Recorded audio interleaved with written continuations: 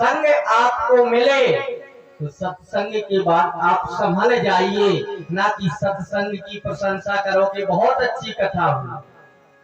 कहने का हमारा भाव ये है कि सत्संग में अगर आए हैं तो सत्य का संग जरूर करने लगे, क्योंकि क्षण का भी सत्संग कभी व्यर्थ नहीं जाता। एक घड़ी आधे घड़ी आध्यों में पुनियाद और तुलसी चर्चा राम की हरे कोटि अपराध।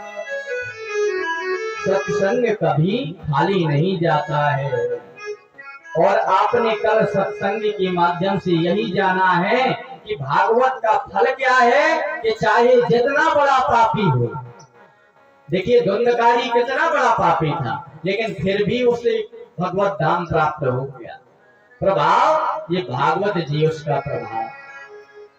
और हम ये विचार कर लें कि कम से कम हम उस धुंधकारी से तो अच्छे हैं ना, तो फिर क्या, जब वो धुंधकारी मरा हुआ प्रेत बना हुआ धुंधकारी जब कर सकता है, तो अरे हमें तो शरीर है, भाग्यशाली है कि हमें मानव का शरीर मिला है कि बड़े भाग्य मानस तनु पावा। बड़े भाग्यशाली हैं क्योंकि मनुष्य का शरीर मिला। और देखिए वास्तव में मनुष्य के शरीर को ही भाग्यशाली कहा, अन्य को तो नहीं कहा।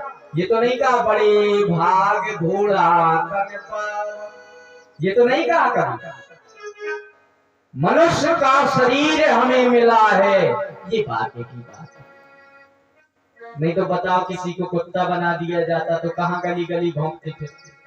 अरे हमें भगवान ने मनुष्य का शरीर दिया है, कितनी सुंदर व्यवस्था की है कि अरे भोजन करें, अपना कर्म करें, वाणी के द्वारा हम भगवान का नाम लें। तो यहाँ तक कहा है कि अगर जो भगवान की कथा नहीं सुनता, अरे उससे अच्छा तो सर्प है, सर्प से तुलना की है कथा ना सुनने वाले की, कि जिन्हें हरि कथा सुनी नहीं गाना, और श्रवण रंध्र अहि भवने समान। जिन्होंने भगवान की कथा नहीं सुनी तो वो किसके समान है? अहि भवन, उसके कान सांप के घर वामी के समान है। अच्छा एक बात और इसमें विशेषता देखिए, अब ये बताइए अहि भवन सांप से ही तुलना क्यों की? क्योंकि सांप ही एक ऐसा है जिसके कान नहीं, क्योंकि भगवान ने भी बिल्कुल सुंदर तुलना की है, सर्प से ही तुलना की है। कहते तो किसी और जानवर से कर सकते थे, लेकिन नहीं, अरे वो तो सर्प के समान है। सर्प के समान स्वभाव उसका कैसे? क्योंकि सर्प कैसा स्वभाव होता है कि जिसको मिलता है उसे ही काट लेता है। तो यही स्थिति व्यक्ति की बताई है। तो सत्संग में आए और सत्संग में आकर के अपने जीवन में अनुसरण जरूर करें, यही भागवत का सार है। कल हमने दिव्य कथा सुनी, आज हम प्रथम अध्याय भागवत का प्रारंभ करते हैं। प्रथम अध्याय में श्री सुखदेव जी महाराज ने मंगलाचरण किया। वेद व्यास जी ने जब भागवत की रचना की तो सुखदेव जी महाराज प्रमुख वक्ता हैं भागवत के। भाई श्रवण कराने सिखाया किसने सुखदेव जी को? वेद व्यास जी महाराज ने, उनके पिताजी ने। लेकिन पहले वक्ता भागवत जी के सुखदेव जी महाराज। कथाओं के तो वक्ता स्वयं एक से बढ़ के एक है। कथाओं के सबसे बढ़िया वक्ता कौन? हनुमान जी। और सबसे अच्छे श्रोता भी हनुमान जी। वक्ता वो होता है, वक्ता को कहते हैं पत्रकार। कहने का भाव जैसे आजकल क्या है विज्ञान युग में पत्रकार, तो वक्ता वो होना चाहिए जो बुरी से बुरी बात को अच्छी तरीके से प्रस्तुत कर दे। अब बताओ पत्रकार महोदय जो होते हैं, चाहे छोटी सी छोटी घटना हो कितनी बढ़ा चढ़ा के बताते हैं। यही स्थिति हमारे हनुमान जी महाराज की है। अगर थोड़ा सा ही भगवान ने प्रेम कहा था उनके लिए, लेकिन जिस समय माता जानकी के यहाँ पहुंचे तो कितनी सुंदर कथा हनुमान जी ने बताई। और हनुमान जी श्रोता भी बहुत अच्छे हैं कि यत्र यत्र रघुनाथ कीर्तनम तत्र तत्र कृतमस्तकांजलि। जहां जहां भगवान की कथा होती है वहां वहां कृतमस्तकांजलि, वहां वहां हनुमान जी रहा करते हैं। आज मंगलवार का दिन है, भगवान की प्रेरणा से भी हनुमान चरित्र बहुत आ रहा है उदाहरण के तौर पर। तो कहने का भाव हमारा कि सुंदर श्रोता बनिए, और श्रोता जब बन जाएंगे, श्रोता भी ऐसे नहीं सोने समुझई जन मुदते मने और मज्जहि अति अनुराग। जब सुनेंगे समझेंगे और मन में चिंतन करेंगे, फिर क्या होगा? फिर मज्जहि अति अनुराग, फिर भगवान के प्रति प्रेम हो जाएगा। तो आइए सबसे पहले भागवत जी का जो प्रथम श्लोक है, पहले श्लोक में दिव्य वेद व्यास जी महाराज ने मंगलाचरण किया। क्या कि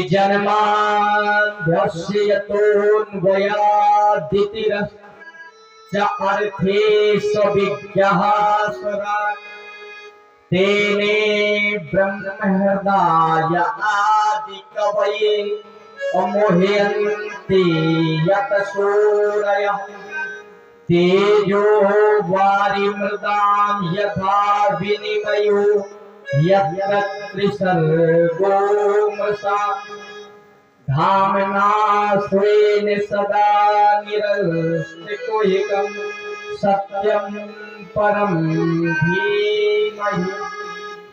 पहला श्लोक जो है इसमें वंदना किसकी की? सत्यम परम धीमहि। भागवत अन्य आप पुराण सुनेंगे, अन्य पुराणों में किसकी चर्चा है? मान लीजिए विष्णु भगवान है, तो अगर प्रारंभ हुआ विष्णु पुराण है तो विष्णु पुराण के प्रारंभ में विष्णु भगवान की महिमा है। नारद पुराण है तो नारद पुराण के प्रारंभ में नारद जी की महिमा है। और जो कूर्म पुराण है, कूर्म पुराण के प्रारंभ में भगवान ने जो कच्छप अवतार लिया था उसकी महिमा है। लेकिन भागवत महापुराण जब प्रारंभ हुआ तो इसमें किसकी चर्चा पहले की? कि सत्यम परम धीमहि, सत्य की वंदना की। बड़ी अद्भुत रचना है भागवत जी में। इसमें ये नहीं कहा कृष्णम परम धीमहि, ये नहीं कहा विष्णु परम धीमहि, ये नहीं कहा नारद परम धीमहि, ये नहीं कहा शिवम परम धीमहि। अरे इसमें कहा है कि सत्यम परम धीमहि। केवल कहने का भाव सत्य ही परम ध्येय है। और सत्य क्या है? सत्य ही परमात्मा है, सत्य ही हमारा धर्म है। हमारा धर्म सत्य है, हमारी परमात्मा सत्य है, और संसार सत्य नहीं है। संसार सत्य नहीं। अगर आप सोचेंगे संसार सत्य है, सत्य केवल परमात्मा है और सत्य केवल हमारा धर्म है। अच्छा, धर्म क्यों है सत्य? क्योंकि धर्म के विषय में कहा है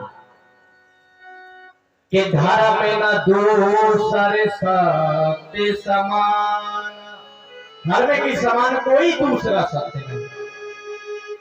धर्म न दूसरे सत्य समान और आगम निगम पुराण बखान। भाई धर्म के समान कोई सत्य नहीं है। अगर धर्म क्या है? धर्म का मतलब है कि हम अपने अपने कर्तव्यों का जो पालन करेंगे वही धर्म है। अपने पिता की सेवा करना धर्म है, अपने पति की सेवा करना धर्म है, अपने परिवार की सेवा करना धर्म है। ये क्या है धर्म? ये लौकिक धर्म है, सांसारिक धर्म है। और ईश्वर के प्रति आस्था रखना ये हमारा वैदिक धर्म है। और हमें किस धर्म पर चलना चाहिए? अरे हमें उस धर्म पर चलना चाहिए जो धर्म हमें भगवान की ओर ले जाए। धर्म वो नहीं